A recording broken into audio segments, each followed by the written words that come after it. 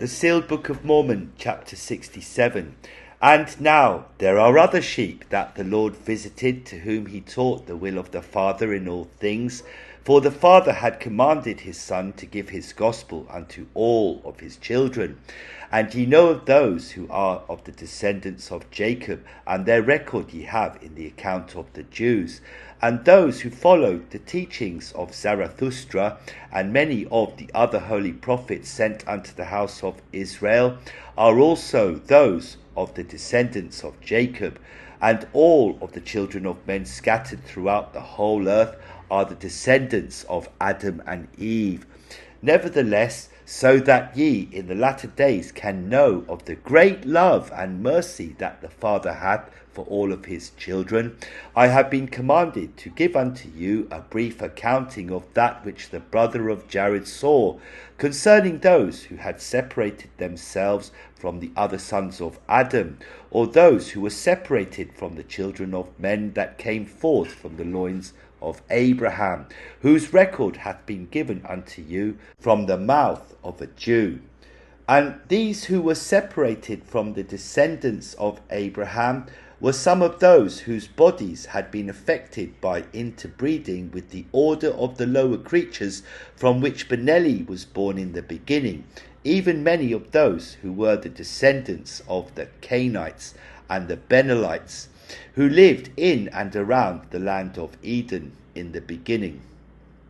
However, all of their spirits, regardless of their flesh, were children of the Father, and were like unto the Father in all the things according to the likeness of the Spirit. And it came to pass that some of the Cainites, who had escaped destruction, went into the land northward, and found a land from which they could see across the great waters of the oceans. And they beheld across the great waters this land, which was even greater than the land on which they stood. And there were those who constructed rudimentary ships, that they might cross this narrow gap of water, and go into the great land which they beheld. And when they had reached this land, they began to travel southward, staying close unto the borders of the great ocean. And this they did so that they would not be lost in their way, thinking in themselves that they would explore this strange new land, and if it was not inhabitable, then they could easily follow the shoreline of the great ocean and find their way back to the land from whence they came. And these that travelled in the borders of the seashore into the land southward continued their journey for a great distance, and many of them found the land to be very verdant and comfortable for their existence. And after many generations there began to be many of the descendants of the Cainites that inhabited many parts of the great land that they had discovered. And it came to pass that very few of the descendants of the Cainites, and only a few of the Benelites who had escaped destruction, stayed in the land of Eden. But there were those who did stay in the land northward, and it was this people who eventually came down near the land of Lehi-Nephi, and who joined with the families of Laman and Lemuel and the sons of Ishmael, who had rebelled against Nephi, thus perpetuating the dark skin that came from the effects of the sun and the interbreeding with those who were descendants of Benelli.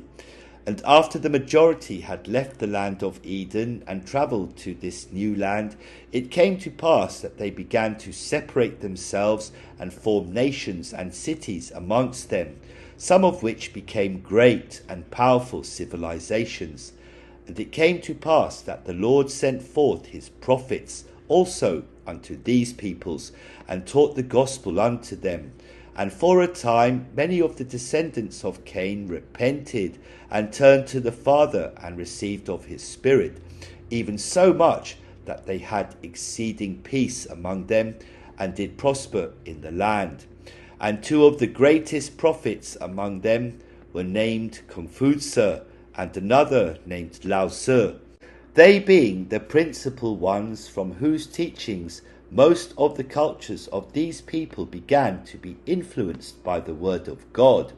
For behold, the teachings of Confucius and Lao Tzu truly were the teachings of the gospel, which both of these were taught as they grew in their childhood in the like manner, which I have shown unto you in the accounting of many of the other prophets who were called by God to give his commandments unto his children. And these two prophets were called at the beginning of the times, in which the Father had commanded that his Spirit once more be had in its fullness upon the earth for the sake of all of his children. And now it is important that I once again touch upon that which is written concerning the time, and times, and half a time, so that ye might have a better understanding of the marvellous works of the Father concerning his children.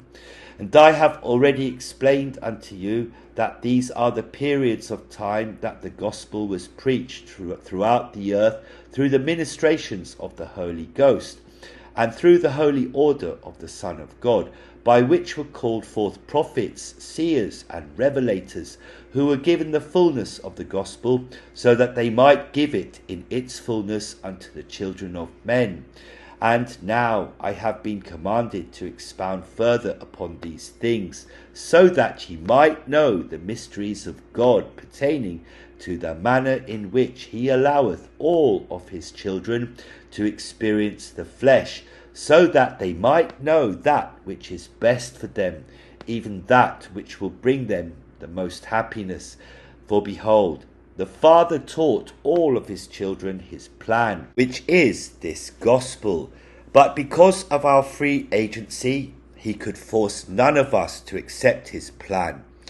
And for this reason, Lucifer had a right to present unto us his plan, that we might consider it and weigh it against the plan of the Father, determining for ourselves which plan would bring the most happiness to us. Now the Father knew that his plan was the only plan that was acceptable according to the eternal laws of heaven. Nevertheless, so that we might learn this without doubting for ourselves, he hath allowed Satan to incorporate his alternate plan into our lives in mortality, so that we might know from our own experience that the plan of the Father is the only way to eternal happiness and salvation. And now the prophets have spoken much, yea, they have written much concerning righteousness and wickedness, and keeping the commandments of God and sinning. Even there have been many things written and spoken of concerning that which is good and that which is evil. And I have explained many of these things in this record, that ye might come to a better understanding of that which is good and that which is evil. Nevertheless, I have also shown you herein that what is evil to some might be good to others, and likewise what is good to some might be evil to others.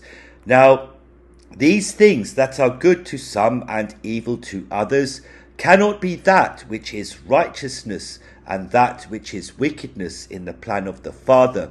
For in the plan of the Father, that which is righteous is always righteous, and shall be righteous forever, even for all of his children. And that which is wickedness is always wickedness, and shall be wickedness forever.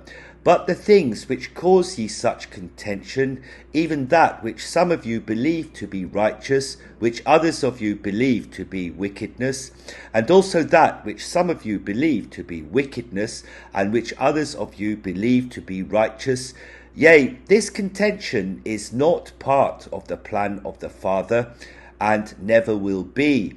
And for this reason he hath commanded us to not judge one another, but that we should love each other, and mete out for a measurement of judgment against another that which we would have them measure unto us.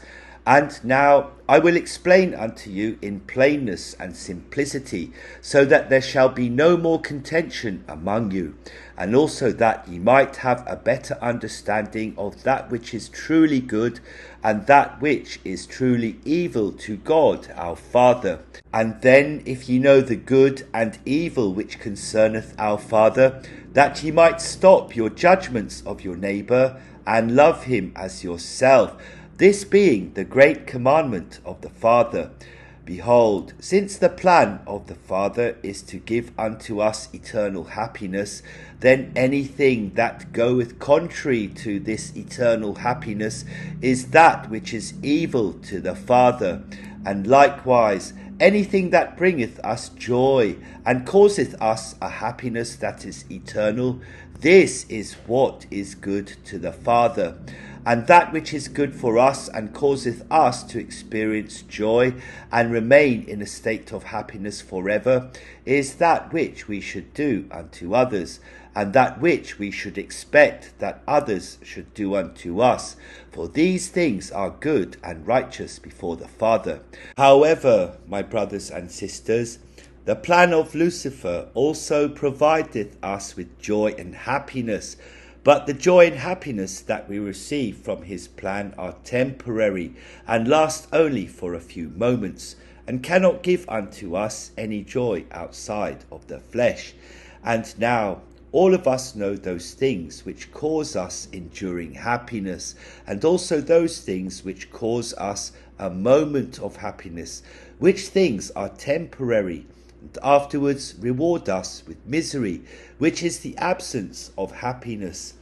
And these things which give unto us this temporary happiness, and then give back unto us misery, thereafter are sins against God.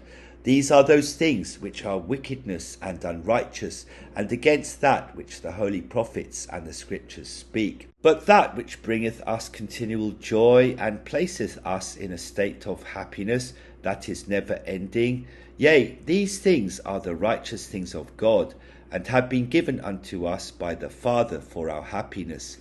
Behold, the Father desireth us to be happy forever. He doth not want us to experience misery, and then at times fleeting joy that doth not remain with us. For this purpose were we created by him, even that we might have joy and remain in a state of happiness forever. And now there are many who say that there doth not exist upon the earth those things that bring continual happiness unto us. Yea, they say that the world is full of misery and strife, and all manner of vicissitudes and evil, and that the joys that we experience are all temporary, and last only for a short time before misery once again claimeth its permanent place in our hearts. And that which they say is true, and is not said in hypocrisy, but wisdom. But of this wisdom there are few who understandeth that which they speak. For behold, the works of the children of men are wicked, and bring forth the rewards that are associated with these wicked works, even this fleeting joy of which they speak, which is replaced with continual misery thereafter. And do you think that this would be the case if ye obeyed the commandments of God, and did that which is good and righteous in his sight? Of a surety the children of men suffer all manner of vicissitudes and sadness and misery among them, but these things they suffer because they are wicked, and not because the word of God is not sure in that which he hath promised those who keep his commandments. And is it so hard to understand that if ye are happy, then ye are doing those things which are good before the Father? That is, I say, if the happiness that ye are experiencing is a continual happiness that lasteth forever. And if ye are sad and miserable, then ye are doing those things which are evil and contrary to the plan of the Father. And now I have been commanded by the Spirit to give unto you an example of that which ye can do to have this eternal happiness with you always. Yea, ye already know that the commandments of the Father are all related to the great commandment which he hath given unto us, which is that ye love one another as ye would have them love you. Therefore a sin is anything that ye do to another that ye would not have him do unto you. And a righteous work is anything that ye would do to another that ye would have him do unto you. And if ye do unto another what ye would want him to do to you, and he doth likewise unto you, then wherein can there exist a semblance of misery of any kind? Would not then this happiness last forever in that which ye have done unto each other? And are not the vicissitudes and miseries that we experience in mortality only those things that others do unto us? For the sun continueth to shine in its fullness every day, giving light unto the world according to the laws of nature in which it hath been established. Therefore it is giving unto us, and taketh nothing from us. Therefore is it capable of sinning against us? And do any of those things which God hath provided for us on this earth, even the fruits and plants that provide us with nourishment, do any of these sin against us and cause us misery? Yet, if our neighbour taketh more of the fruits and the plants than are necessary for his own nourishment, even that there is none left for another, doth this not create misery and strife among us? And if he who hath nothing to eat cometh to him who hath taken more than that which he needeth for his own nourishment, and asketh of him something to eat, and if he who hath an abundance saith unto him who hath none, I have nothing to give to you, doth this not cause misery and unhappiness? Doth this not cause him who hath none to rise up against his neighbour who hath an abundance, and take by force that which he requireth to satisfy his hunger? Is this not a cause of misery? Yea, it is true that when the man took more of the fruits and the plants than that which he needed to sustain himself, he began to feel a temporary joy and a satisfaction that he had an abundance and a security of his future needs. But this temporary joy perpetuateth an even greater misery when he turneth away his neighbour, and keepeth this abundance for himself. And if the man gave unto his neighbour of his abundance, so that they both were filled, then how great would be the gratitude of one and the satisfaction of the other, knowing that he saved the life of his neighbour, and this joy would never be forgotten, nor would it end. Therefore I would that ye should know that a sin is anything that is contrary to the plan of happiness that the Father taught unto us in the beginning. And in order for the Father to teach us that his plan was the only way that we could possibly find this eternal happiness, he commanded that there be times upon the earth when his children are left to themselves, and that Satan might have an opportunity to give his plan unto the children of men without the interference of prophets of God and the ministrations of the Holy Spirit, which turn the hearts of the children of men from evil to good. And these are the times in between the time at the beginning and the times in the meridian of the time of the history of the children of men, and the half of time that shall be in the last days of the history of the children of men in this world. Yea, these are the times of great wickedness or sin and misery, as I have explained it unto you. Or in other words, these are the times that the children of men live contrary to the plan of the Father, and by living contrary to the plan of the Father, they experience great misery and unhappiness among them. And I have already related to you in this record a brief history of many of these peoples that lived upon the earth during the time and times, and also those who lived upon the earth in between these two different time periods. And now I have also explained unto you that the time of my making of this record is near unto the end of the times of which I have spoken. And the time is not yet, but is soon to come, that the end of the times shall come, and the beginning of the period of time between the times and the half of time shall commence upon the earth. And I have abridged the words of the brother of Jared concerning this Mohammed, who shall be the last prophet in the dispensation of the times. And now I would that ye should know more concerning the beginning of this period known as the times, and other of the holy prophets that the Lord calleth at the beginning of this time, to teach the plan of the Father to all those upon the earth. For it was at the beginning of this time, which is the times that Zenos and Zenoch were prepared and sent to the Jews at Jerusalem, and of whom Lehi testifieth according to the record of Nephi. And I also have mentioned to you of Confuza and Lautza, who were sent unto the people who are the descendants of Benelli and Cain, and these were sent at the beginning of the period known as the times. And it is also important that those of you who shall receive these things in the latter days know of two other great prophets who were called by the Lord to administer his word unto the people of the cultures in which they lived. And they were called Gautama, who was later called Buddha, and Rishabha. And these were both holy prophets who taught the people the plan of the Father, having received their instruction and their callings from the Lord in their own times. And it is expedient that ye should have mention of these, because of their influence of the cultures among the children of men, and because of the way in which they are perceived in the latter days. And in the latter days there shall be many religions and diverse churches which preach many forms of these religions.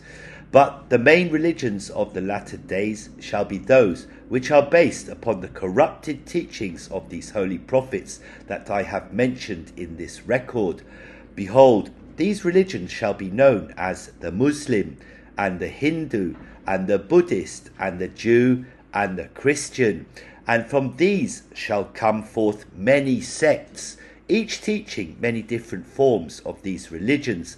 And now these things have been made known unto you, that ye might know the mind and the will of the Father concerning all of his children.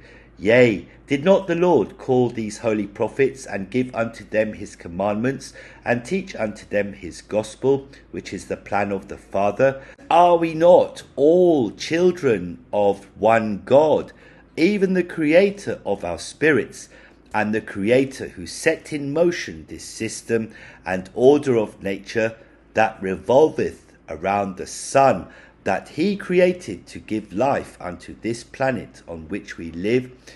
And did not the Lord say unto his disciples that he had other sheep which were not of this fold, and that he must bring them also unto the Father by teaching them his gospel?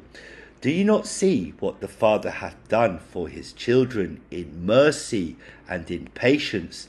Do you not see that he hath given us his gospel during the time and times and half of time, and that during these times were there not at least some of his children who found continual happiness when they followed his plan of happiness for them?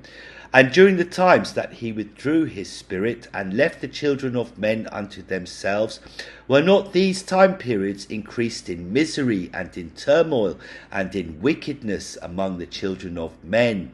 Yea, could there be found any righteous and happy people upon the face of the earth during these times? Hath not our own history testified unto us that the plan of the Father is the only plan that we can follow if we want to experience joy and happiness forever? Is this not why our Father hath provided the opportunity for us to experience mortality, even that we might prove to ourselves that all of his words are true? And it came to pass that when these great prophets of whom I have made mention died, their followers began to corrupt their teachings, and in many ways changing the pure gospel that was given unto them by these prophets.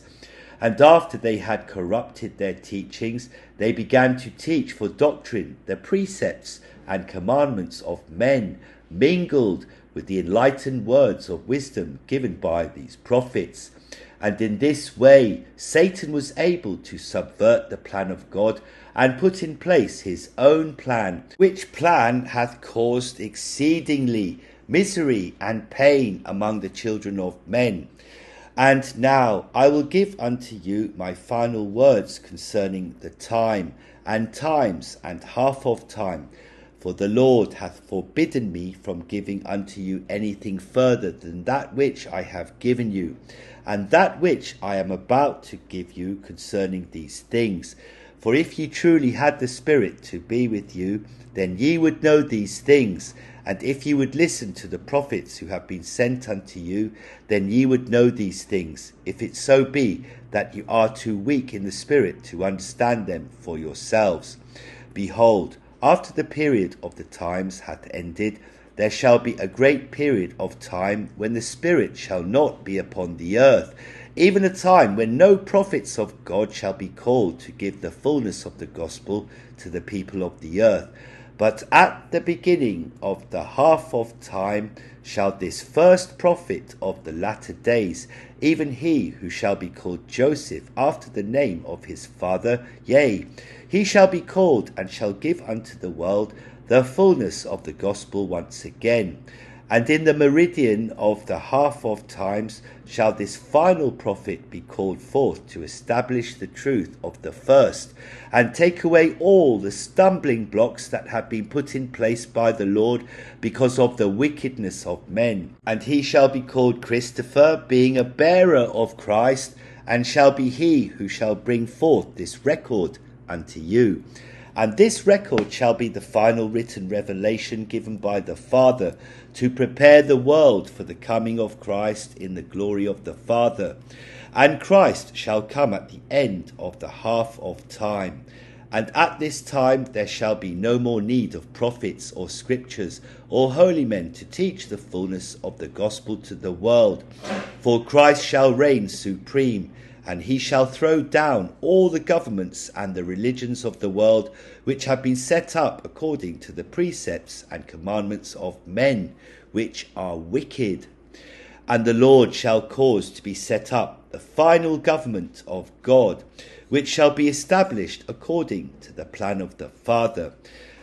And now it is expedient that ye should know the times of Satan and his power, that ye might realize that the Father hath given Lucifer, who is Satan according to the Spirit, a fair opportunity to show forth his plan upon the earth. And since the beginning of time, Satan hath been trying to win over the hearts of the children of men to his plan, and turn their hearts from the plan of the Father. And he hath done this through the ministrations of the spirit world, where he resideth with those who follow him, as I have already explained it unto you. But in all the time periods of the earth, the Lord hath forbidden Satan from using all of his knowledge of the power of God, which is the ability to understand the laws of nature and to control them, to bring happiness to the children of God. And part of the argument of Lucifer is that all of the children of God should have the privilege to become like their father and have his power, so that they can give themselves this happiness. But the plan of the Father doth not allow those who are terrestrial or celestial spirits to have this power, and this he forbiddeth, because of that which these spirits would do with this power. But Lucifer disagreeth with the Father, and maintaineth that all the children of God should have the same opportunity to enjoy all the benefits of being an exalted being like unto the Father in all things. And in the beginning, even as a spirit, Lucifer argued this point successfully, because none of the children of God had yet experienced the effects of the flesh on their spirits.